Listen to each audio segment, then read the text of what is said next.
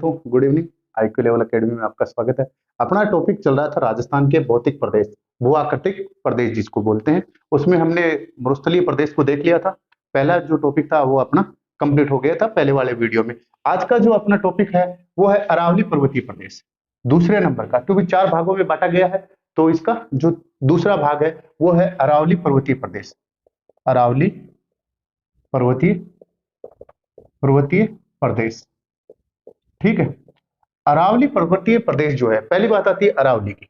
अरावली जो है ये विश्व की सबसे प्राचीन पर्वत श्रृंखला है। विश्व की सबसे प्राचीन है, सबसे प्राचीन पर्वत श्रृंखला है।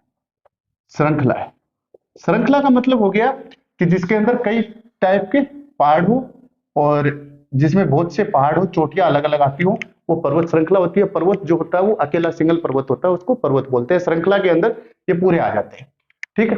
अरावली जब उत्पत्ति हुई थी, जब शुरू हुई थी, तो उस टाइम पे इसकी ऊंचाई कितनी थी? ऊंचाई जब शुरू के अंदर बात आती है, शुरू के अंदर इसकी ऊंचाई जो थी वो लगभग 2700 मीटर थी। 2700 मीटर है, सॉरी 2900 मीटर थी। 2900 मीटर जो है वो अरावली ऊंची थी। उस टाइम पे लगभग 3 किलोमीटर ऊंची अरावली थी, ठीक है। वर्तमान में क्या हुआ? वर्तमान में इसकी औसत ऊंचाई जो है 930 मीटर है। 930 वर्तमान में इसकी जो औसत ऊंचाई जो है, औसत जो ऊंचाई है, यदि पूछ लिया जाता है, कई बार एग्जाम में आ जाता है कि वर्तमान में अरावली की औसत ऊंचाई कितनी है, तो वर्तमान में अरावली की जो औसत ऊंचाई है वो 930 मीटर है, ठीक है। अब आती है कि ये कौन से एरा में जन्म लिया था, कौन से एरा में, कौन से युग में ये पैदा हुई थी। तो इसका जो काल था वो प्री कैम्ब्रियन काल था। प्री कैम्ब्रियन काल था। प्री कैम्ब्रियन काल के अंदर ये जन्म हुई थी। इसके अरावली जो अपनी थी उसका प्री कैम्ब्रियन काल के अंदर जन्म हुआ था। अब ये जो था ये एक गोंडवाना लैंड का हिस्सा था। गोंडवाना जो भूमि थी उस भूमि का हिस्सा था। 2 प्रकार की भूमि थी विश्व के अंदर। गोंडवाना था, ऊपर वाले भाग को यूरेशिया बोलते थे, नीचे वाले को गोंडवाना लैंड बोलते थे। तो ये गोंडवाना भूमि का हिस्सा था। क्या था? अपने प्री कैम्ब्रियन काल के अंदर इसकी उत्पत्ति हुई। ये विश्व की सबसे प्राचीन पर्वत श्रृंखला है। इसकी जो शुरू के अंदर ऊंचाई 2900 मीटर थी, 900 मीटर थी। आगे जाके वर्तमान में जो इसकी धीरे धीरे क्या है, धीरे धीरे ये नीचे बैठती गई और जो अपने तलछट होके टूट फूट के नीचे गिरती गई। तो 930 मीटर इसकी वर्तमान जो औसत ऊंचाई है वो इसकी औसत ऊंचाई है। अब बात आती है कि ये जो इसका भूभाग कितना है, कितने राजस्थान के भूभाग को ये कवर करती है। तो राजस्थान के 9% भूभाग को कवर करती है। राज्य का 9% भूभाग है। राज्य के 9% जो भूभाग है उसको ये कवर करती है। अब जनसंख्या कितनी रहती है इसके ऊपर? जनसंख्या तो जनसंख्या इसके ऊपर 10% रहती है। 10% इसके ऊपर जनसंख्या रहती है। अब इसी लाइन में एक और लाइन अपन ऐड कर लेते हैं कि जनसंख्या जो है वो 10% है, राज्य के जो भौगोलिक क्षेत्र का जो भूभाग है वो 9% है। और ये जो आपकी जिले कितने आते हैं इसमें? तो जिले इसमें आते हैं 13 जिले। रेगिस्तान था उसमें 12 जिले आए थे, जो अपने राज्य का 61.11% भूभाग को कवर कर रहा था, ठीक है। जनसंख्या इसमें 40% रहती थी। वही बात यहाँ पे आती है कि ये प्री कैम्ब्रियन काल का था। भूभाग इसका 9% है राज्य का, और जनसंख्या राज्य की 10% जनसंख्या रहती है, और जिले इसके अंदर 13 जिले हैं, ठीक है। अब ये स्टार्ट कहां से होती है? अब ये स्टार्ट होती है गुजरात से। गुजरात की शुरू कहां से होती है? शुरू जो मापते हैं इसको, शुरू जो है गुजरात के पालनपुर डिस्ट्रिक्ट है। पालनपुर जिला जो है ना, उस जिले के खेड़बर्मा नामक स्थान से शुरू होती है। इसका खेड़बर्मा जो स्थान है वहां से शुरू होती है। और ये अपने राजस्थान के अंदर सिरोही में प्रवेश करती है। सिरोही में, ठीक है, सिरोही में ये प्रवेश करती है, ठीक है। प्रवेश करके यहाँ ये सिरोही के अंदर प्रवेश करती है, और यहाँ ये अपने झुंझुनू से बबाई जो आपका क्षेत्र है वहां से फिर हरियाणा लग जाता है, ठीक है। तो ये कहां तक जाती है? तो ये झुंझुनू, झुंझुनू के बबाई से बबाई तक ये जाती है। ठीक है, तो ये कहां से आती है? गुजरात के पालनपुर डिस्ट्रिक्ट के खेड़ बर्मा से स्टार्ट होती है, फिर उसके बाद ये राजस्थान में सिरोही में प्रवेश करती है। यहाँ इस क्षेत्र में प्रवेश करके ये आगे, यहाँ खेतड़ी है, यहाँ पे खेतड़ी है, यहाँ पे आपका बागोर है, वो बबाई है, तो बबाई से क्या निकल जाती है? ये बाहर निकल जाती है, हरियाणा में चली जाती है। फिर ये कहां तक जाती है? जाती है ये दिल्ली तक, दिल्ली पालमपुर तक, जब पालम तक जाती है, पालम जो है ना, पालम, पालम तक जाती है, दिल्ली के पालम तक जाती है। और पालम के पास में अपने राष्ट्रपति भवन बना हुआ है। क्या बना हुआ है?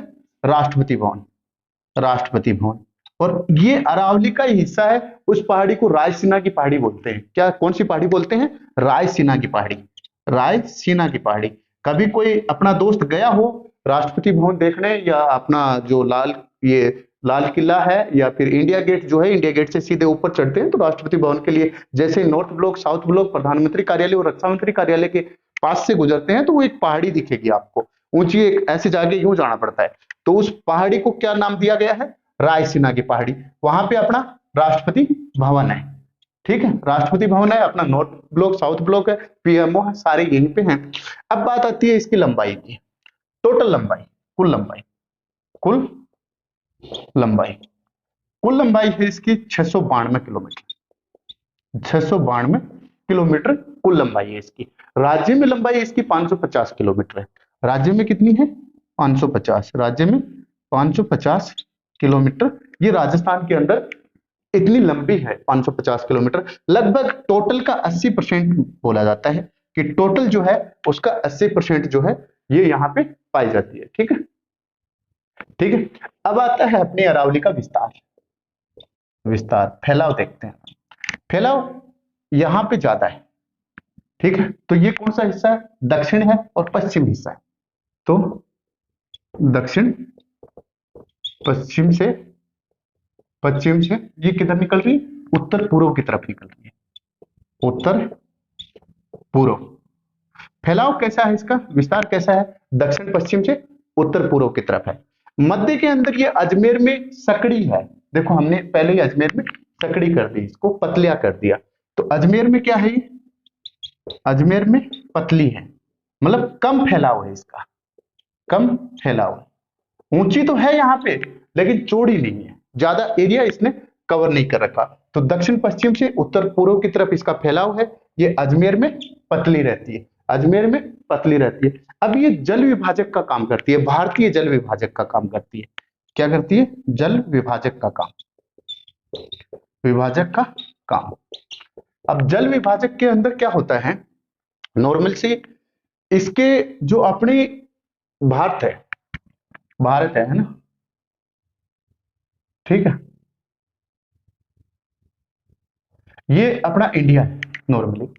तो इसमें क्या है? अपना राजस्थान यहां है, उत्तर पश्चिम के अंदर राजस्थान है। तो उत्तर पश्चिम में है, तो ये जो हिमालय वगैरह के ये जो पहाड़ है, यहाँ पे बरसात होगी। अपने जो मानसून यहाँ से उठ के आएगी, ये वाली मानसून, ये वाली तो इसके पैरेलल चली जाएगी, शिवालिक पहाड़ियों से टकरा के पंजाब में बरसात करेंगी, अपने नहीं करेंगे, उत्तराखंड में बरसात करेंगे। तो ये जो एरिया है, तो यहां से जो भी है तो वो इस साइड में, इससे ये जो अपनी अरावली पर्वत है, इसके इस साइड में जो पानी बहाव हो रहा है, नदी जो जा रही है, तो ये कहां चली जाएंगी? यहाँ पे बंगाल की खाड़ी में चली जाएंगी। और इधर जो बहाव हो रहा है तो वो कहां पे आ जाएंगी? अरब सागर में। तो ये जल विभाजक का काम करेगी। जल कैसे बांटेगी? कि पूर्व का जल, पूर्व का जो जल है वो तो आपका पूर्व का जल है, इधर वाला है, ये इसका पूर्व है, पूर्व का जो जल है वो आपका चला जाएगा बंगाल की खाड़ी में, बंगाल की खाड़ी में। ठीक है, और पश्चिम का जो है, पश्चिम का वो चला जाएगा अरब सागर में, अरब सागर के अंदर। क्योंकि पृथ्वी, अपने जो देश है उसका झुकाव है वो इधर इस साइड में है, इधर इस साइड में है, इधर इस साइड में है। तो वो झुकाव अलग अलग टाइप में है। यहां से अपन सोन नदी का देखते हैं तो वो नॉर्थ की साइड में झुकाव है। तो वो अपन इंडिया की जो नदी पढ़ेंगे उसमें देख लेंगे कैसे क्या झुकाव है। ठीक है,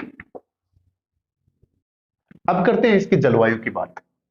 जलवायु, जलवायु क्या होता है? किसी स्थान विशेष का जो बहुत लंबे पीरियड में, जिसमें 20 साल से ज्यादा का पीरियड लिया जाता है कि 20 साल से ज्यादा जो मौसमी परिवर्तन होता है उसको जलवायु बोलते हैं, और मौसमी परिवर्तन 24 घंटे का परिवर्तन होता है।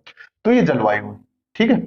जलवायु जो है यहाँ पे, ये जो हिस्सा है यहाँ पे तो आर्द्र जलवायु मिलेगी, मतलब पानी खूब मिलेगा, आर्द्र जलवायु मिलेगी, ठीक है, आर्द्र जलवायु मिलेगी। अब बात आती है इस हिस्से के अंदर, तो इस हिस्से के अंदर भी बरसात इसके टकराती है तो हल्की फुल्की बरसात हो जाती है, तो वहां पे उप आर्द्र है, उप आर्द्र, उपाद्र जलवायु बोल सकते हो, या फिर आप पे उपाद्र जलवायु बोल सकते हो, या ये जो हिस्सा है इसको आर्द्र जलवायु, ये जो हिस्सा है ये आर्द्र में आता है, आर्द्र में आता है, और ये जो है ये पूरा जो बच गया ये उपाद्र के अंदर जलवायु आती है, ठीक है। अब इसके अंदर मिट्टी आती है, मिट्टी, मिट्टी, मिट्टी क्या है कि इसके अंदर दो प्रकार की मिट्टियां पाई जाती है। लाल तो होंगी क्योंकि पत्थर है, पत्थर के ऊपर जो रगड़ के मिट्टी आएगी तो वो लाल होगी, कैसी होगी, लाल होगी, लाल होगी। कुछ जगह पीलापन लिए होता है और कुछ जगह कालापन लिए होता है, कुछ जगह काली मिट्टी हो जाती है, कुछ जगह तो लाल मिट्टी तो होगी होगी क्योंकि आयरन की अधिकता के कारण लाल मिट्टी होती है, ठीक है। तो ये क्या है, कुछ जगह लाल तो है ही, पीलापन लिए होती है कुछ जगह, और कुछ जगह लाल तो है ही, कालापन लिए होती है। अब ये जो काला और ये जो क्षेत्र है इसके अंदर मक्का की खेती होती है, मक्का की खेती होती है जो उदयपुर स्पेशल में, उदयपुर के अंदर विशेष होती है। फिर इस अरावली जो क्षेत्र है इसके अंदर आदिवासी जो लोग हैं वो इसको जला के, और जो आपकी झूमिंग कृषि बोलते हैं या स्थानांतरित कृषि कोई भी बोल दीजिए, झूमिंग कृषि बोल दीजिए, झूमिंग कृषि, झूमिंग कृषि जो करते हैं तो वो यदि पहाड़ी ढालों पे किया जाएगा तो वो हो जाएगी चिमाता, चिमाता, चिमाता मैंने बताया था आपको कि माता जो है उसके मंदिर कहाँ पे होते हैं, पहाड़ों पे होते हैं। तो चिमाता कौन से क्षेत्र पे होती है, पहाड़ी ढालों पे होती है, पहाड़ी ढालों पर जो होगी वो चिमाता होगी। और यदि समतल के अंदर किया जाएगा उसको दजिया बोला जाता है, समतल के अंदर क्या होगा, दजिया, दजिया। तो समतल के अंदर क्या बोला जाएगा, समतल जो है उसके अंदर ये जो कृषि की जाती है झूमिंग कृषि या स्थानांतरित कृषि वो होती है जो पेड़ पौधों को जलाकर उसकी राख काम में लेके उसके ऊपर फसल बो दी जाती है, उसको झूमिंग कृषि बोलती जाती है। ये आदिम कृषि भी बोलते हैं क्योंकि आदिम जमाना से ये चली आ रही है। इसको किस जगह मिल्पा, रे, दीपा, तो ये किस जगह क्या क्या बोला जाता है, पूरे विश्व में क्या क्या बोला जाता है ये मैंने करवा दिया है ऑलरेडी, ठीक है। तो ये अपना आ गया, इसकी जलवायु जो है दक्षिण भाग के अंदर, दक्षिणी भाग में, दक्षिणी जो भाग है उसके अंदर आर्द्र जलवायु है, और उत्तर पूर्व में, उत्तर पूर्व में इसकी जलवायु कैसी है, उपाद्र है, आधी नमी है और आधी थोड़ी शुष्क है, उपाद्र जलवायु है, ठीक है। अब अरावली जो है उसको तीन भागों में बांटते हैं। पहला जो अपना क नंबर पे आता है, क नंबर पे जो पहला जो अपना क नंबर पे आता है, क नंबर पे अरावली को तो तीन भागों में बांट दिया, इसको उत्तरी अरावली बना दिया, इसको दक्षिणी अरावली बना दिया, और ये मध्य अरावली बना दिया, तीन अरावली बन गई। तो क जो है वो आता है आपका उत्तरी अरावली, उत्तरी अरावली प्रदेश, ठीक है। उत्तरी अरावली जो प्रदेश है वो उसके अंदर क्या है स्पेशल कि कहां से कहां तक है, तो ये उत्तरी अरावली जो है ये सांबर झील से है, सांबर झील से है, सांबर झील से लेके और अपने झुंझुनू तक है, झुंझुनू बबाई तक है, बबाई की पहाड़ियां जो आएंगी झुंझुनू बबाई तक जो है वो इसका विस्तार है। या हम कह सकते हैं कि जयपुर यदि जिला दिया हो तो जयपुर जिले से लेके झुंझुनू तक के इसका विस्तार माना गया है। यहां से लेके जयपुर ये सांबर लेक है, सांबर लेक से लेके और जो अपना बबाई का जो क्षेत्र है ये बबाई का क्षेत्र है, इस बबाई के क्षेत्र तक इसका विस्तार माना गया है। सांबर झील के अंदर नदियां पड़ती हैं जो स्पेशल अपने वहां की छोटी नदियां हैं, आंतरिक प्रवाह की हैं, जिसमें मेथा है, रूपनगढ़ है, रूपनगढ़ है, खारी है, डाई है। तो ये चार नदियां जो हैं इनको नाले भी बोलते हैं, ये नाले भी हैं। कौन सी, मेथा, रूपनगढ़, खारी, खारी और डाई, ये चार नदियां जो हैं ये सांबर झील के अंदर पड़ती हैं, उसी से नमक बनता है, ठीक है। तो सांबर झील से है। अब आती है इसकी औसत ऊंचाई, उत्तरी अरावली की औसत ऊंचाई, उत्तरी जो अरावली जो है उसकी औसत ऊंचाई जो है वो 450 मीटर है, 450 यदि कुल की पूछ लिया जाए औसत ऊंचाई तो वो 930 मीटर है। उत्तरी अरावली की जो औसत ऊंचाई पूछी जाएगी तो वो 450 मीटर है। इसकी सबसे ऊंची चोटी, सबसे ऊंची चोटी, ऊंची चोटी, इसका पीक पॉइंट क्या है? इसका सबसे ऊंची चोटी जो है वो रघुनाथगढ़ है। रघुनाथगढ़, रघुनाथगढ़ ये अपने पड़ता है सीकर में। सीकर के कुछ लोग होंगे मेरे दोस्त, रघुनाथगढ़ के भी होंगे। तो ये सीकर की पड़ती है। ये 1055 मीटर ऊंची है। कितनी ऊंची है? 1055 मीटर जो है वो रघुनाथगढ़ ऊंची है। और ये जो रघुनाथगढ़ की पहाड़ियों का पूरा ग्रुप है ना, उसको मालाखेत की पहाड़ियां बोलते हैं। मालाखेत की पहाड़ियां, मालाखेत की पहाड़ियां। यदि पूछा जाए कि मालाखेत की पहाड़ियां कौन सी जिले में पड़ेंगी, तो वहां पे आपको अलवर नहीं करना, वहां पे जयपुर, ये सीकर करना है। मालाखेत की पहाड़ियों का जो ग्रुप होता है उसके अंदर एक चोटी है रघुनाथगढ़, जिसकी जो ऊंचाई है वो 1055 मीटर है, सीकर के अंदर पड़ती है। उत्तरी अरावली की औसत ऊंचाई 450 मीटर की है। ये जो अपनी सांबर झील से झुंझुनू बबाई तक चलती है। ये क्वार्टजाइट क्या है? क्वार्टजाइट, क्वार्टजाइट, क्वार्टजाइट जो अपनी चट्टान होती है ना, क्वार्टजाइट, इसकी वजह से क्या है, इसमें लोहा और तांबे की अधिकता मिलती है। यदि अपन इसको ढूंढने के लिए निकालेंगे तो क्वार्टजाइट चट्टानें जो होती हैं उसमें क्या मिलता है? लोहा और तांबा मिलता है ज्यादा, लोहा और तांबा। तो तांबा का अपना खेतड़ी, सिंगाड़ा, खोदरीबा, अलवर, दुबई वगैरह जो आ गया।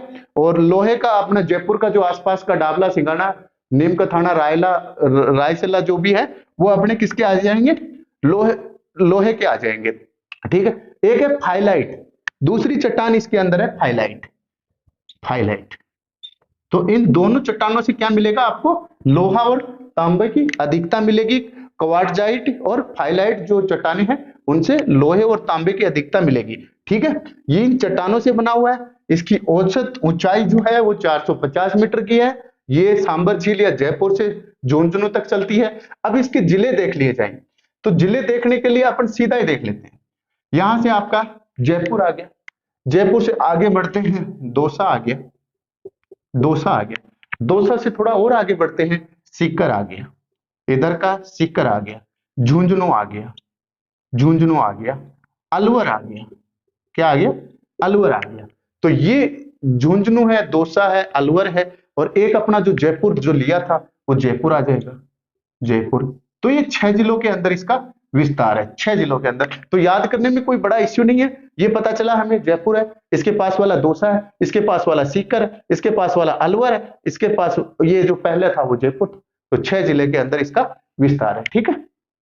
अब हम जिले वाइज इसकी अलग अलग चोटियां देखते हैं। रघुनाथगढ़ इसकी टॉप चोटी थी, वो देख ली।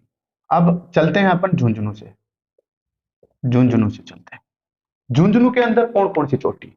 एक तो आती है बबाई, बबाई की चोटी आती है। एक लोहागढ़ चोटी आती है, लोहागढ़ जो चोटी है वो झुंझुनू के अंदर आती है। झुंझुनू के अंदर बबाई और लोहागढ़ चोटी आती है।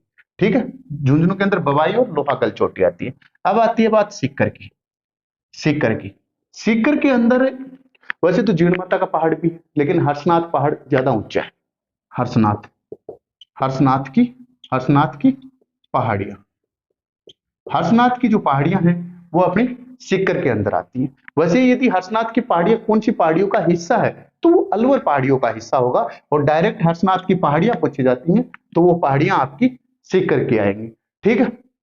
फिर आपका जयपुर आ जाता है, जयपुर। जयपुर में क्या है?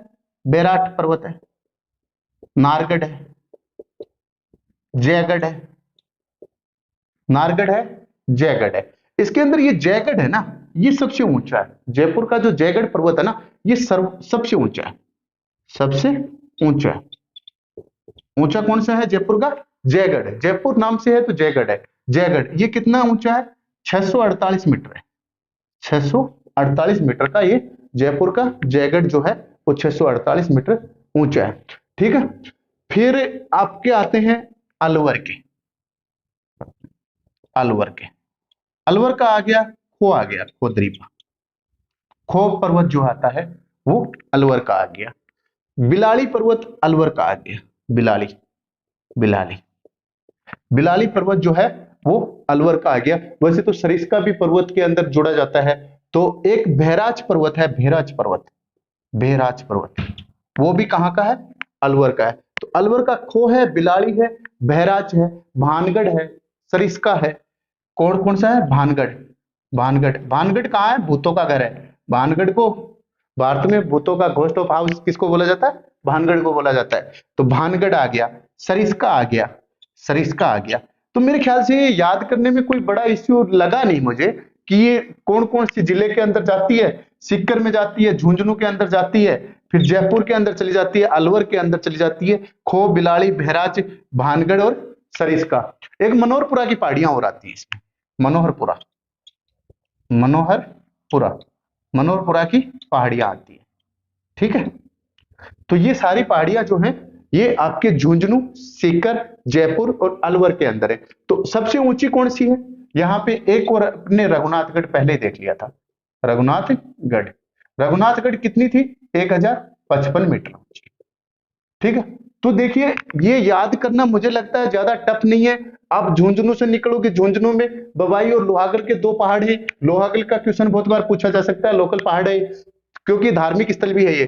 सीकर जो है, सीकर जो है वहां पे हर्षनाथ की पहाड़ियां, आपको पता ही है कि हर्षनाथ एक प्राचीन धार्मिक स्थल, शिव जी का धार्मिक स्थल भी है, और ये जो तोड़ के बना दिया गया था वो आपको पता ही है। जयपुर का है तो बेराट, नारगढ़, जयगढ़।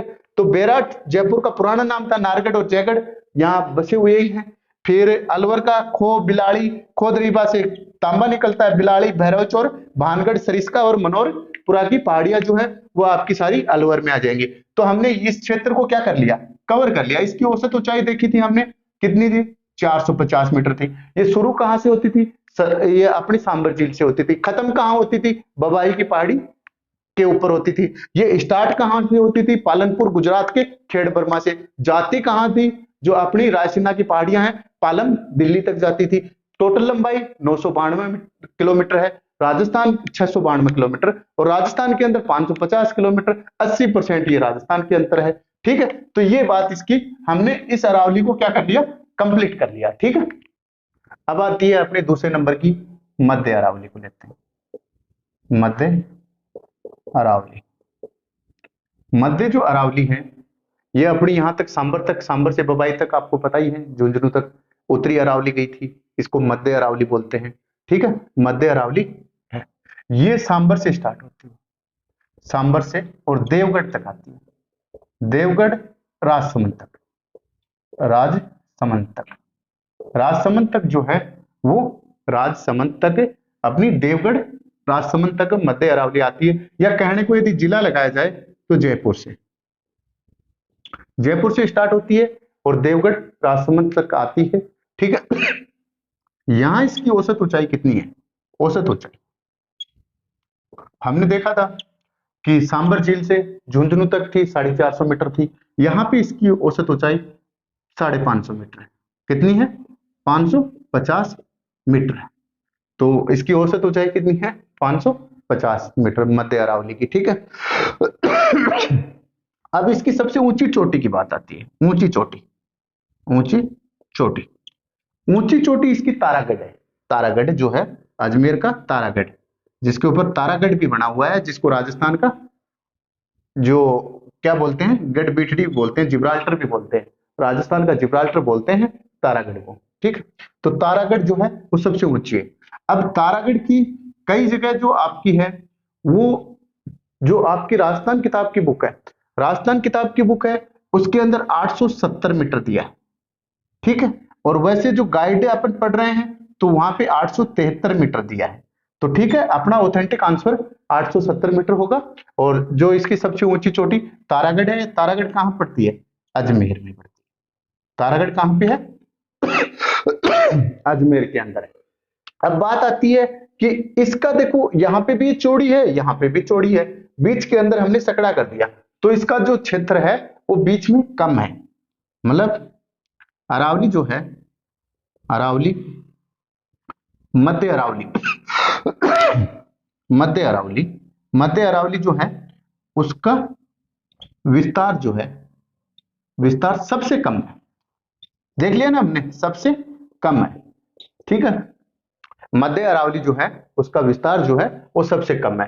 तो मध्य अरावली अपनी जयपुर सांबर से स्टार्ट होती है, देवगढ़ राजसमंद तक जाती है। आगे इसकी औसत ऊंचाई की बात आती है तो 550 मीटर ऊंची है ये। ऊंची चोटी इसकी तारागढ़ है, जो अपनी राजस्थान की जो बोर्ड की किताब है, राजस्थान बोर्ड की किताब में 870 मीटर ऊंचा दिया हुआ है, बाकी 873 मीटर ऊंचा दिया हुआ है। ये अजमेर के अंदर पड़ती है। मध्य अरावली जो है इसका विस्तार जो है वो सबसे कम है। ठीक है, अब मध्य अरावली की कुछ चोटियां और कुछ पहाड़ियां देखते हैं। मध्य अरावली की कुछ चोटियां और पहाड़ियां देखते हैं। ठीक है, चोटियां चोटियां अजमेर में देखेंगे सबसे पहले। अजमेर के अंदर आपका देखा था हमने कि नाग पहाड़ है। नाग पहाड़ अजमेर में एक तो नाग पहाड़ी है। नाग पहाड़ी से आपकी क्या निकलती है? लूनी नदी निकलती है। लूनी नदी जो है वो नाग पहाड़ी से अजमेर से निकलती है। अजमेर मेरवाड़ा की पहाड़ी है। अजमेर मेरवाड़ा पहाड़ी, मेरवाड़ा पहाड़ी। अजमेर मेरवाड़ा की जो पहाड़ी है वो है। गोरम जी की पहाड़ियां हैं। गोरम जी की जो पहाड़ियां हैं वो अजमेर में है। काफी बार पूछा जाता है कि गोरम जी की पहाड़ियां जो है वो कहाँ पे है। एक मायर जी की पहाड़ियां हैं। मायर जी, गोरम जी और मायर जी की पहाड़ियां, ये बहुत बार पूछा जाता है। गोरम जी और मायर जी की पहाड़ियां जो है वो आपकी अजमेर में है। ठीक है, ये जो मेरवाड़ा की जो पहाड़ी है ना, मेरवाड़ा की पहाड़ी, ये क्या करती है? मेरवाड़ा पहाड़ी, मेरवाड़ा मेरवाड़ा की जो पहाड़ी है ये मेवाड़ को मारवाड़ से अलग कर देती है। इनके बीच में है तो मारवाड़ अपना जोधपुर वाला जो क्षेत्र था वो हो गया, और मेवाड़ जो अपना उदयपुर चित्तौड़गढ़ वाला जो क्षेत्र था इनको अलग करती है। अलग, ये क्वेश्चन काफी अच्छा बनता है, ये इंपॉर्टेंट क्वेश्चन है कि मेरवाड़ा जो पहाड़ियां हैं, मेरवाड़ा की पहाड़ियां, ठीक है, वो क्या करती हैं? आपके मेवाड़ और मारवाड़ को अलग करती हैं। ठीक है, देख लिया हमने कि भाई जयपुर से लेके अपने आगे तक झुंझुनू तक उत्तरी अरावली थी। जो अपने सांबर झील है उसके पार्ट से लेके देवगढ़, जो आपका देवगढ़ जो है राजसमंद तक आपकी मध्य अरावली है। बीच में कम है। औसत ऊंचाई कितनी है इनकी? 550 मीटर है। सबसे ऊंची चोटी तारागढ़ है। ठीक है, तारागढ़ कितनी है? 870 मीटर ऊंची है। 870 मीटर ऊंची तारागढ़ है। ठीक है, तारागढ़ सबसे ऊंची चोटी है। तो ये सारी पहाड़ियां इसके अंदर आ गई। तो मुझे लगता है इसके अंदर कोई अलग से याद करने का कोई बड़ा इश्यू है ही नहीं। अजमेर की पहाड़ियां है, 5 पहाड़ियां हैं इसके अंदर। गोरम जी, मायर जी, तारागढ़, मेरवाड़ा, अजमेर, नागपहाड़ी, ये 5 पहाड़ियां हैं। ठीक, अब आता है इसका तीसरे नंबर का, दक्षिणी अरावली। दक्षिणी अरावली, दक्षिणी अरावली कौन सी है? ये वाली अरावली है। ये कहां तक थी? देवगढ़ तक थी, राजसमंद तक थी। अब ये दक्षिणी अरावली जो राजसमंद से लेके यहां आबू तक है, आबू तक, तो इसका विस्तार कहां है? राजसमंद से आबू तक। आबू तक जो है, सिरोही का माउंट आबू जो है, वहां तक इसका विस्तार है। क्या है? विस्तार। विस्तार कहां से है? राजसमंद से लेके आबू तक इसका विस्तार है। अभी कौन कौन से जिलों में? जिले में यहां पे क्या आएगा? राजसमंद आएगा, राजसमंद आ जाएगा, सिरोही आ जाएगा, उदयपुर आ जाएगा, ठीक है, थोड़ा बहुत बांसवाड़ा का आ जाएगा, बांसवाड़ा आ जाएगा, डूंगरपुर आ जाएगा। ठीक है, उदयपुर, राजसमंद, सिरोही, डूंगरपुर, बांसवाड़ा। ठीक है, ये जो आपके क्षेत्र में है, इस क्षेत्र के अंदर ये दक्षिणी अरावली है। अब ये फैली किस हिसाब से है? जैसे हाथ का पंजा है ना अपना, उस पंजे के आकार में फैली हुई है। इसका फैलाव कैसा है? फैलाव पूछ लिया जाएगा। फैलाव कैसा है? हाथ के पंजे जैसा, हाथ के पंजे जैसा इसका फैलाव है। ये इस टाइप से फैली हुई है, इस टाइप से फैली हुई है। तो ऐसा लगता है कि जैसे कोई हाथ का पंजा है। तो ये क्या है? हाथ के पंजे की तरह फैला हुआ है। इसका सर्वाधिक विस्तार भी यहीं पे है। सर्वाधिक विस्तार जो है ना, विस्तार वो यहीं पर है, यहीं पर है। सर्वाधिक ऊंची भी यहीं पे है। सर्वाधिक ऊंचाई, ऊंचाई जो है ना, ऊंचाई वो यहीं पर है, अब बात आती है इसकी सबसे ऊंची चोटी की, इसकी सबसे ऊंची चोटी की, गुरु शिखर की सबसे ऊंची चोटी कौन सी है? अब आती है दक्षिणी अरावली। दक्षिणी अरावली की चोटी क्या है? सबसे ऊंची चोटी, सबसे ऊंची, ठीक है। सबसे ऊंची चोटी जो है वो अपनी गुरु शिखर है, गुरु शिखर। ये अरावली की नहीं, राजस्थान की सबसे ऊंची चोटी है। ये कितनी ऊंची है? 1722 मीटर। इसको क्या बोला जाता है? गुरु शिखर को, जो गुरु शिखर है इसको संतों का शिखर भी बोला जाता है।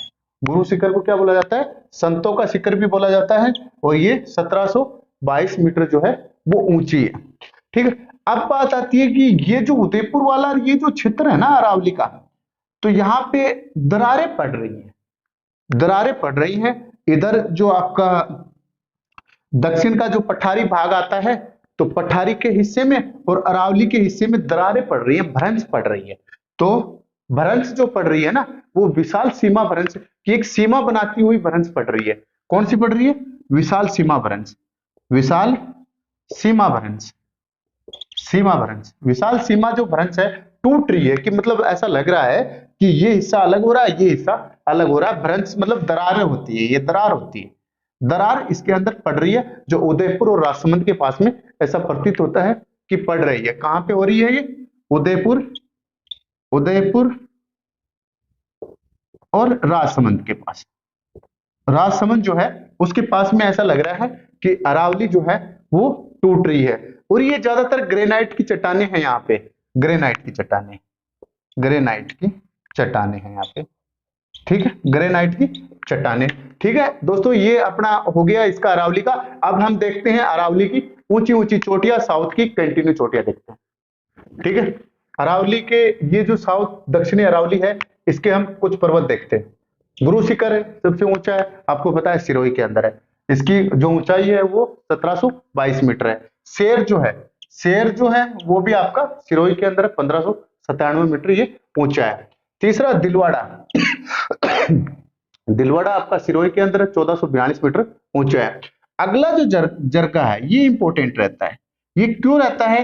क्योंकि टॉप 5 चोटियां हैं, उस 5 चोटियों के अंदर एकमात्र चोटी कहां पे है? उदयपुर पे है। और ये चौथे नंबर की है, चौथे नंबर की है, ठीक है।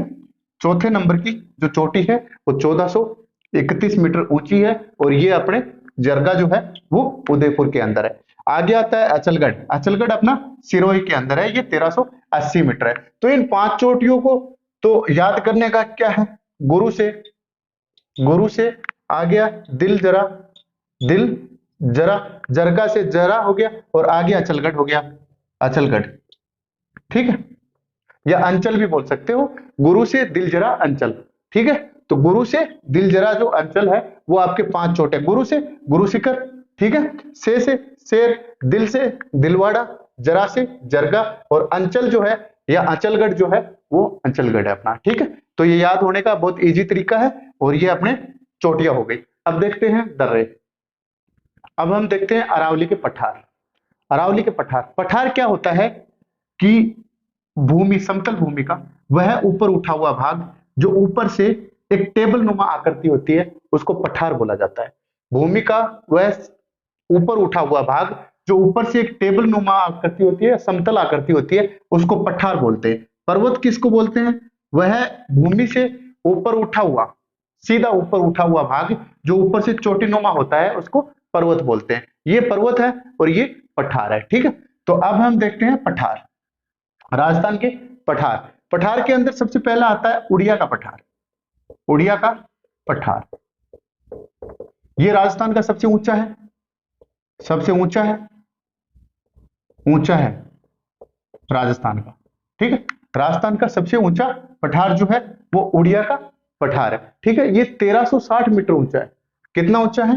1360 मीटर। ये किसके बीच में है? आपके गुरु शिखर और दिलवाड़ा के बीच में। गुरु शिखर और दिलवाड़ा के बीच में, गुरु शिखर व दिलवाड़ा के बीच में, दिलवाड़ा के बीच में, ठीक है। आई बात समझ में? उड़िया का पठार है, राज्य का सबसे ऊंचा पठार है, 1360 मीटर ऊंचा है। गुरु शिखर पहले नंबर की चोटी और दिलवाड़ा तीसरे नंबर की जो चोटी थी, इन दोनों के बीच के अंदर है, इसलिए ये ऊंचा पठार है, 1360 मीटर ऊंचा पठार है। अब दूसरे नंबर पे आता है आबू का पठार। आबू का पठार, आबू का पठार, आबू का पठार जो है वो राज्य का दूसरा नंबर का ऊंचा पठार है। ये कैसा है? दूसरे नंबर का है, दूसरा ऊंचा पठार है, ऊंचा पठार है। आबू का पठार जो है वो दूसरा राज्य का ऊंचा पठार है। ये आपका गुरु शिखर और अचलगढ़ के बीच में आता है। कहां पे आता है? गुरु शिखर और अचलगढ़ के बीच में, अचलगढ़ के बीच में जो है वो गुरु शिखर है, मतलब सिरोही के हिस्से में आते हैं। कहने का मतलब ये है, गुरु शिखर उड़िया का पठार भी सिरोही के हिस्से में आएगा, ठीक है, और ये जो आबू का पठार है ये भी सिरोही के हिस्से में आएगा। इसकी ऊंचाई है 1200 मीटर। कितनी ऊंचाई है इसकी? 1200 मीटर इसकी ऊंचाई है, ठीक है। अगला जो अपना तीसरे नंबर का आता है वो भैरवट का पठार आता है। ये तीसरा राजस्थान का सबसे ऊंचा पठार है। ये गोगुंदा और कुंभलगढ़ के बीच में। कुंभलगढ़ कहां पड़ता है आपका? राजसमंद में। और गोगुंदा कहां है? उदयपुर में। यदि उदयपुर राजसमंद के बीच में भी दिया जाए तो भी आपको भैरवट का पठार करना है। गोगुंदा और कुंभलगढ़ के बीच में दिया जाए तो भी भैरवट का पठार। अगला मेसा का पठार है। मेसा के पठार चित्तौड़गढ़ में है, ही आपको पता है। चित्तौड़गढ़ का जो दुर्ग जो है वो किस पे बना हुआ है? मेसा के पठार के ऊपर बना हुआ है। अगला भौमट का पठार है। भौमट का पठार जो है आबू पर्वत और जरगा के बीच में है। भौमट का जो पठार है वो आबू पर्वत और जरगा पर्वत के बीच में, मतलब मुख्यतः उदयपुर में है।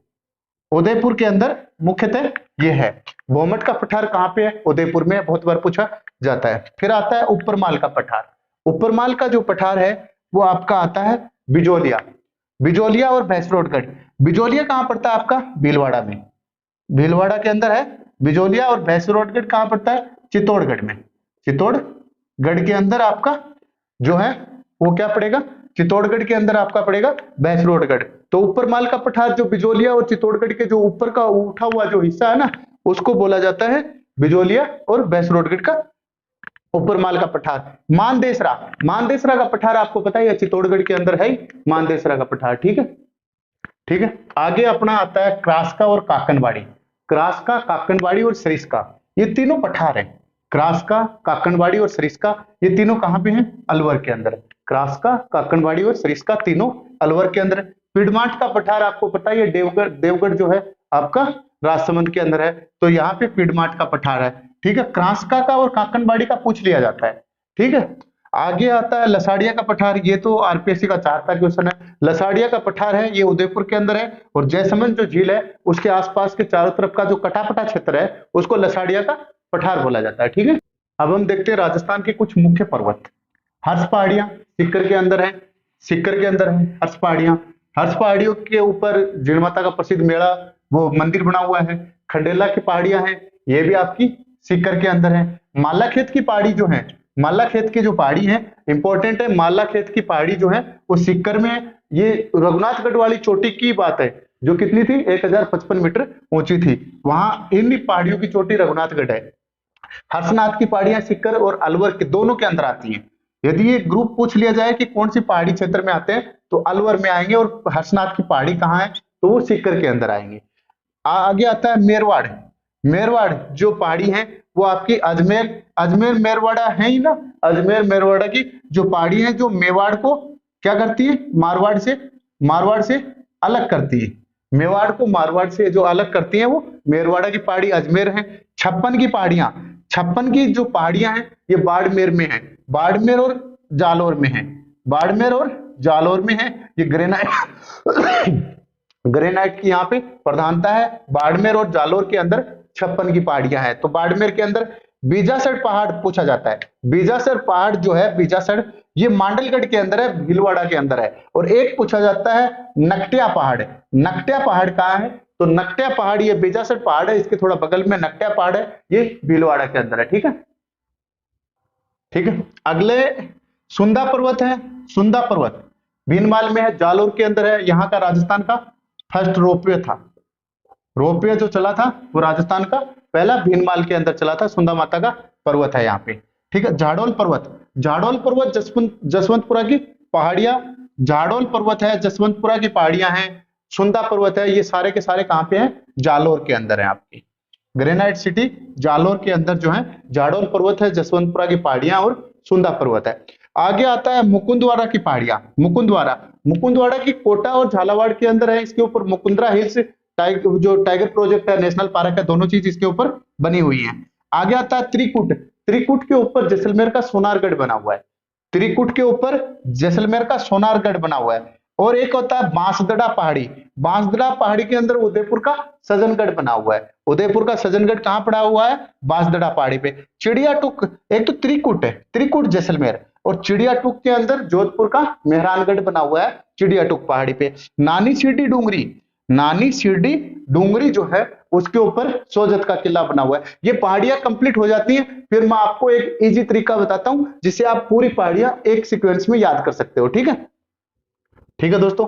आगे है आड़ावाला पर्वत। आड़ावाला पर्वत बहुत बार पूछा जाता है। आड़ावाल पर्वत कहाँ पे है? बूंदी के अंदर है। कहाँ पे है आड़ावाल पर्वत? बूंदी के अंदर है। बंसी पहाड़पुर बहुत ज्यादा, आजकल छोटे पहाड़ ज्यादा पूछने लग गए, बड़े पहाड़ कम कर दिए पूछने। तो आड़ावाला कहाँ है? बूंदी के अंदर है। बंसी पहाड़पुर भरतपुर के अंदर है। बंसी पहाड़पुर कहाँ है? भरतपुर के अंदर है। खो और भैरोज का आपको पता ही है, अलवर के अंदर है। और दमदमा पहाड़ी के ऊपर आपको पता ही है कि बयाना का किला जो है, भरतपुर के बयाना का जो किला बना हुआ है वो दमदमा पहाड़ी पे बना हुआ है। ठीक है, इन पहाड़ियों के अलावा दोस्तों यदि कोई पहाड़ी आपके सामने आती है तो, क्योंकि राजस्थान के अंदर आपको पता है लगभग 45,000 गांव गांव ठीक है, 45,000 गांव है। तो पहाड़ियां भी छोटी छोटी डूंगरियां जो हैं बहुत ज्यादा हैं। अब बात आती है कि इनके अलावा यदि कोई पहाड़ियां अपने सामने आती हैं तो क्या करेंगे? सबसे पहले डूंगरी, डूंगरी ढूंढेंगे। डूंगरी, डूंगरी जो है, डूंगरी, जो भी डूंगरी है वो जयपुर में होंगी। जयपुर के अंदर है। सभी लोग जयपुरी भाषा के अंदर सब क्या कहते हैं? पहाड़ को डूंगरी कहते हैं। डूंगरी के अंदर आप देखो मोती डूंगरी, मोती डूंगरी होगी, मोती आपकी मोती डूंगरी होगी, भीम डूंगरी होगी, झालाना डूंगरी होगी। क्या होगी? भीम डूंगरी, भीम डूंगरी और झालाना डूंगरी, झालाना डूंगरी। ठीक है, जयपुर, जयपुर के अंदर क्या बोला जाता है? पहाड़ियों को देसी भाषा में डूंगरी बोला जाता है। डूंगरी जहां भी हो जयपुर की लगानी है, मोती डूंगरी, भीम डूंगरी और झालाना डूंगरी। ठीक है, आपका दूसरा नंबर का नाथ पहाड़ आते हैं। नाथ, नाथ लिखा हुआ आते हैं, नाथ, क्योंकि नाथ जी जो नाथ संप्रदाय के लोग हैं वो पहाड़ों पे रह के पूजा करते हैं, इसलिए नाथ हो गए, शिव जी के जो महाराज हो गए नाथ। नाथ के अंदर ध्यान रखना है एक कमलनाथ जो है, कमलनाथ, कमलनाथ, कमलनाथ की ऊंचाई कितनी है? 1001 मीटर ऊंची है। ये मात्र उदयपुर में, ये उदयपुर के अंदर है। बाकी सारे नाथ जो हैं वो कहां पे होंगे? अलवर के। सारे नाथ जो होंगे, उदयनाथ, उदयनाथ कहाँ का है? अलवर का। तो नाथ जो भी पहाड़ियां होंगी वो एक कमलनाथ जो है उसको छोड़ दीजिए। कमल, जो कमल के फूल चढ़ाते हैं नाथ जी को, तो 1001 फूल चढ़ाते हैं। इसकी 1001 मीटर ऊंचाई है उदयपुर के अंदर। बाकी जो नाथ पर्वत है वो कहाँ पे है? आपके उदयपुर। नाथ जो है वो अलवर के अंदर है। ठीक है, अब अगला जो तीसरे नंबर पे आती है भाकर। भाकर, भाकर के अंदर आपकी रोजा भाकर, रोजा भाकर और इसराना भाकर, इसराना भाकर। भाकर जो है आएंगी आपकी, भाकर नाम से जो भी आपकी आएगी तो वो जालोर के अंदर आएगी। भाकर जो कहां पे है? जालोर के अंदर है। जालोर की जो पर्वत चोटियां हैं उनको क्या कहा जाता है? भाकर कहा जाता है। लेकिन एक चीज और याद रखना, भाकर जो है ना, भाकर सिरोही की जो चोटियां है ना, पर्वत चोटियां, सिरोही के जो पहाड़ है उनको मुख्य रूप से भाकर कहा जाता है। सिरोही के पहाड़ों को, सिरोही के पहाड़ों को, पहाड़ों को सामूहिक तौर पे, जो सामूहिक तौर पे हैं उनको वहां की जो स्थानीय भाषा है ना, स्थानीय भाषा, स्थानीय भाषा पूछा जा सकता है। स्थानीय भाषा के अंदर सिरोही के पहाड़ों को स्थानीय भाषा के अंदर भाकर कहा जाएगा। बाकी जो भी भाकर नाम के पर्वत आए आपके, रोजा भाकर, इसराना भाकर जो भी आए वो सारे के सारे आपको जालोर के अंदर लगा देने हैं। अब आता है गिरवा। गिरवा की पहाड़ी, उदयपुर की पहाड़ियों को क्या कहेंगे? गिरवा की पहाड़ियां कहेंगे। गिरवा कहाँ की है? उदयपुर की है, उदयपुर की है। ठीक है दोस्तों, ये अपना सारा जो है पहाड़ कंप्लीट हुए। अब थोड़े अरावली के दर्रे और देख लेते हैं। ठीक है, ठीक है, अगले अपने दर्रे आते हैं। दर्रे को क्या बोला जाता है? नाड़ बोला जाता है। नाड़ बोला जाता है क्योंकि पहाड़ों के बीच में जो रास्ता होता है उस रास्ते से जाते हैं, तो मेवाड़ के अंदर इसको नाड़ बोलते हैं। नाड़ किसको बोलते हैं? मेवाड़ में बोलते हैं। ठीक है। बरदर्रा, बरदर्रा राजस्थान का प्रमुख दर्रा है जो पाली के अंदर है। इसके ऊपर अहमदाबाद और आगरा, अहमदाबाद आगरा को जोड़ता है। बरदर्रा जो है वो अहमदाबाद आगरा को जोड़ता है। क्या करता है? अहमदाबाद आगरा को, बरदर्रा जो है वो अहमदाबाद आगरा को जोड़ता है, जो पाली के अंदर है। दूसरा आता है पापखारिया। पापखारिया, पापखारिया जो दर्रा है वो अपना अजमेर का है। अजमेर का दर्रा है जो अजमेर और मसूदा को आपस में जोड़ता है। अजमेर और मसूदा को पापखारिया अजमेर का दर्रा है। अब आते हैं राजसमंद के दर्रे। सबसे ज्यादा राजस्थान के अंदर राजसमंद के अंदर दर्रे हैं। ये सारे जो दर्रे हैं ये राजसमंद के दर्रे हैं। राजसमंद के दर्रे, राजसमंद के दर्रे याद करते हैं। देखो, हाथीगुड़ा की नाल, नाड़ बोलेंगे यहाँ पे। हाथीगुड़ा की नाड़ जो पाली कुंभलगढ़ के बीच के अंदर है। जिलवाड़ा के नाड़, इसको पगला नाड़ बोलते हैं क्योंकि घोड़े वगैरह लेके मेवाड़ और मारवाड़ के राजा महाराजाओं का जो संपर्क होता था तो लोग बाग पैदल जो जाया करते थे, पगला नाड़ बोलते हैं इसको, पगला नाड़। जिलवाड़ा की नाड़ को, जिलवाड़ा की जो नाड़ है उसको पगला नाड़ बोलते हैं। मेवाड़ मारवाड़ के बीच की नाड़ होती थी। ठीक है। आगे आता है स्वरूप घाट, दिवेर, कछवाड़ी और गोरान घाट। स्वरूप घाट, दिवेर, कछवाड़ी। दिवेर के बारे में, दिवेर का युद्ध राजसमंद में पता ही है आपको। स्वरूप घाट राजसमंद में, कछवाड़ी राजसमंद का पहला दारूमुक्त गांव था, आपने पढ़ाई था। गोरान घाट, गोरान घाट वहां पे है, और हल्दी घाटी आपके राजसमंद में पड़ती है। तो ये सारे जो दर्रे हैं आपका, हाथीगुड़ा के नाल, जिलवाड़ा नाल जिसको पगला नाल भी बोलते हैं, स्वरूप घाट, दिवेर, कछवाड़ी, गोरान घाट, हल्दी घाटी की नाल, ये सारे के सारे दर्रे किसके हैं? राजसमंद के दर्रे हैं। ठीक है। ठीक है दोस्तों, अपनी फुलवारी की नाल आती है, डेबर नाल आती है और केवड़ा नाल आती है।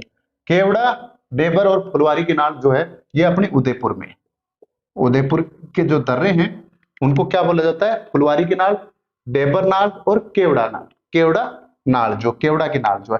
देसुरी की नाल जो है वो सिरोही के अंदर है। देसुरी की नाल जो है वो सिरोही के अंदर है। एक बार पूछा था कुशाली दर्रा कहां पड़ता है, तो ये सभी लोगों का लगभग गलत हुआ था।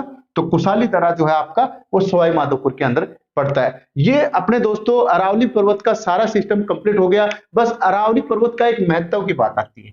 महत्व, क्या महत्व है? महत्व बात ये है, पहला तो ये मरुस्थल को रोकता है।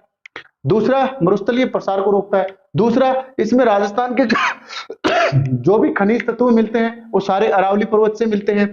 तीसरा, ये जो इमारती लकड़ियां हैं सारी वो की वो अरावली से मिलती हैं। यहां से राजस्थान की जल देने वाली जलवाही नदियां बहती हैं, जैसे आपने बनास हो चाहे कोई भी नदियां हो। ठीक है। सारी नदियां, राजस्थान की मैक्सिमम जो नदियां हैं वो यहीं से बहती हैं। जड़ी बूटियों के जो पेड़ पौधे हैं वो भी आपके यहां से लगते हैं। जो भी आपके खनिज पदार्थ मिलते हैं, सोना, चांदी, तांबा, लोहा, पीतल, जो भी मिलता है वो सारे का सारा आपका अरावली पर्वत से मिलता है। इसलिए अरावली पर्वत जो माला है ये क्या करती है? इधर से आने वाले मानसून को रोककर अपने बरसात भी करती है। इधर से आने वाले मानसून को रोककर बरसात भी करती है। तो ये राजस्थान में बरसात भी करवाती है। यहाँ का जो क्षेत्र है उसको हमेशा आदर रखती है। थोड़ा मरुस्थल के प्रसार, सबसे बड़ा कारण इसका यही है, इंपॉर्टेंट इसलिए यही है कि ये मरुस्थल के प्रसार को रोकती है। इधर मरुस्थल उस पहाड़ के ऊपर से होके तो आएगा नहीं, इसलिए मरुस्थल के प्रसार को रोकने में इसका सबसे महत्वपूर्ण योगदान है। तो दोस्तों, अपना जो राजस्थान के भौगोलिक प्रदेश है उसके अंदर हमने कल देखा था जो अपना मरुस्थलीय प्रदेश, आज अपने अरावली प्रदेश देख लिया। अरावली प्रदेश के साथ साथ जो भी अपने पर्वत थे वो सारे पर्वत देख लिए हैं। ठीक है। अब एक, ठीक है दोस्तों, पर्वत जो है अपने राजस्थान के देख लिए, तो पर्वत याद करने का कोई बड़ा इश्यू नहीं होता। आप यहाँ पे कैलाश, काराकोरम, लद्दाख, जास्कर पर्वत श्रेणी जाते हो, ये ग्रेटर हिमालय आ जाता है, ये मिडल हिमालय आ जाता है, शिवालिक हिमालय जहाँ पे आपकी शिवालिक की पहाड़ियां जो है वो आ जाती हैं। फिर ये जो हिस्सा जो म्यांमार टच का है ये आराकानियोमा आ जाता है। पाकिस्तान का जो यही क्षेत्र आगे जाके चला जाता है, सुलेमान आ जाता है, सुलेमान और किरथर श्रेणी, सुलेमान और किरथर श्रेणी, यहाँ पे काबुल पर्वत आ जाता है। ठीक है। फिर आगे अपन देखते हैं तो ये अरावली पर्वत है, ये गुजरात का गिर पर्वत है, ये अरावली है, ये गिर पर्वत है, महाराष्ट्र का औरंगाबाद पर्वत है। ठीक है। फिर यहाँ पे आप देखते हो तो यहाँ पे नागो मिजो पटकाई हिल्स, नागो मिजो पटकाई हिल्स जो है वो आ गई। फिर यहाँ पे जो खास गोरा खासी और जयंतिया, गोरा खासी और जयंतिया की जो पहाड़ियां आ जाती हैं, यहाँ पे आपके राजमहल की पहाड़ियां आ जाती हैं, ये आपका पूर्वी घाट है, ये आपका पश्चिमी घाट है, अनाई मलाई की पहाड़ियां और कार्डमम इलायची की पहाड़ियां जो है वो आपकी इस क्षेत्र में आ जाती हैं। यहाँ पे महादेव मेकाले आ जाते हैं, ठीक है। थोड़ा ये अजंता का क्षेत्र ये हो जाता है, महादेव मेकाल आ जाते हैं, बिंदा बांधे, और फिर ये राजमहल की पहाड़ी आ जाती है। तो ये इंडिया का भी इतना बड़ा इश्यू नहीं है और राजस्थान का भी इतना बड़ा इश्यू नहीं है, आप आराम से तैयार कर सकते हो, ठीक है।